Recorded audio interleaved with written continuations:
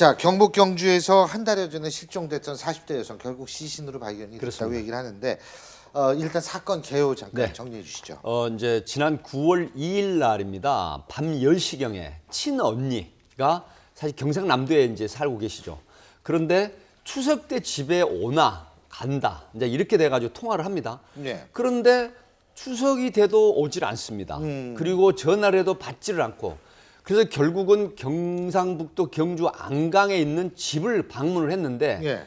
전혀 소재를 알 수 없고 행방불명입니다. 그래서 결국 경찰이 신고를 했는데 경찰이 신고를 받고 이제 수사를 시작을 합니다. 하는데 그때 당시 3개월간의 행적이 이제 조사를 해보니까 바로 그 한 남성이 운영하는 다방에서 3개월간 일을 했다랬고 탐문 수사 중에 그 다방 업주 39세 된 남성이 뭐라고 얘기를 하냐면 사실은 10월 3일 날 봤다라고 이야기를 합니다. 예.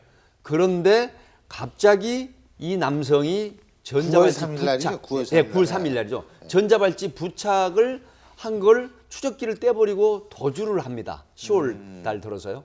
그래서 결국은 추적 끝에 바로 포항에 있는 곳에서 이 피의자를 검거를 하고 그다음에 시신도 발견을 하게 됩니다. 자, 그러면 경찰은 말이에요. 이 사람이 9월 3일 날 나 그 유 씨를 봤다 이렇게 얘기를 하고 10월 1일 날 전자발찌 끄고 도망가니까 이상하다 이게 범인이구나라고 생각한 거예요? 아니면 다른 뭐가 있어가지고 범인으로 지목한 거예요? 그 전에서부터 이제 용의자로 압축을 했었습니다. 예. 왜 그러냐면 통신 내역이라든가 뭐 자세한 수사 기법이니까 다 말씀 못 드렸지만 여러 가지 정황상 보니까 이 남성과 마지막 만나는 게 확인이 됐거든요. 하기 때문에 용의자로 압축을 해서 수사 중에 갑자기 전자발찌를 끊고 도주를 하니까 피의자가 확실하구나라는 그런 확신을 하게 된 거죠. 동기가 뭐라는 겁니까 그러면? 사실 이 동기는 이제 두 가지로 볼 수가 있습니다. 지금 이 여성이 최초에 목이 졸린 상태에서 유기가 됐을 때 어떤 형태였냐면 알몸 상태에서 그다음에 이불과 의류를 싸서 유기가 됐거든요.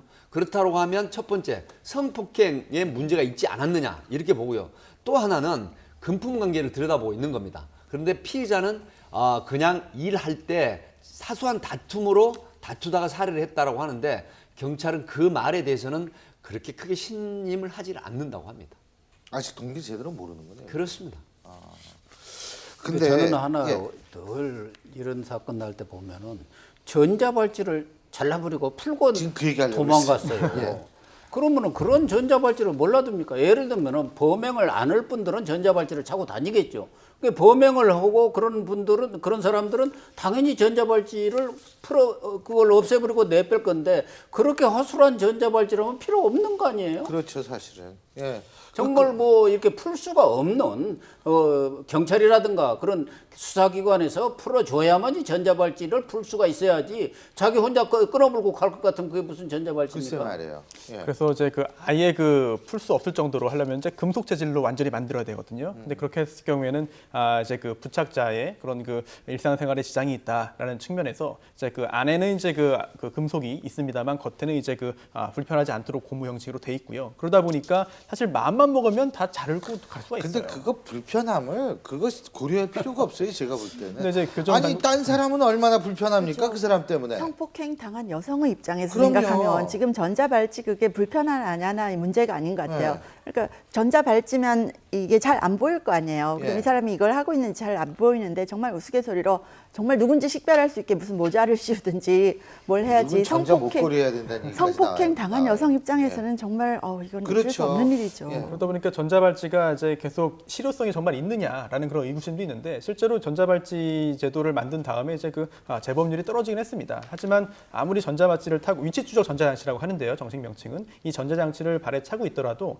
사실 다른 범죄를 하려고 마음만 먹으면은 찬 상태로도 할 수는 있거든요. 그렇죠. 어디에 네. 있다는 것만 표시되니까. 그렇습니다. 그쪽은. 그러다 보니까 이제 지능형 전자발찌를 만들자라고 해서 비명 소리나 기타 이런 범죄에 관련된 그런 음성까지 인식할 수 있는 뭐 그런 전자발찌를 지금 개발하고 있다라는 이야기도 있고요. 또 하나가 이번 사건 같은 경우에는 전자발찌를 끊고 도망간 건 아니거든요. 그게 뭐냐면 전자발찌가 발목에 채우는 그런 부착 장치가 있고 또 이제 집에 이제 위치를 추적하는 장치가 그렇죠. 있고 또 가지고 휴대용 장치가 있습니다.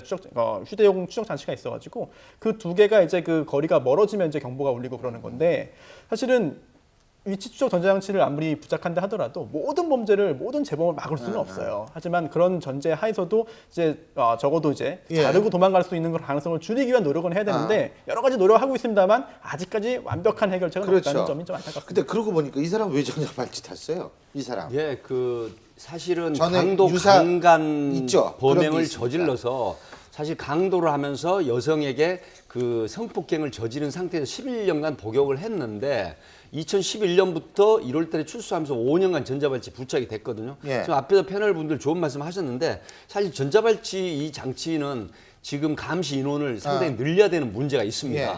그렇게 하고 전자발찌 부착으로 인해서 사실 범죄도 줄지만 예. 우선 전자발찌 부착자가 이 계도를 이탈한다고 예. 통상 이렇게 얘기를 하는데 가지 말아야 될 곳을 가게 되면은 이 비상이 걸리는 형태가 됩니다. 그래서 사실상은 범죄를 방지하는 데 상당한 효과도 있다. 전혀 뭐 근데 실효성이 없는 어쨌든 건 아닙니다. 아까 고윤신 교수님이 말씀하신 대로 이거를 못 끊게 하고 말해요. 이거 안 불편하더라도 뭐 하간 어떤 조치를 해야 돼요.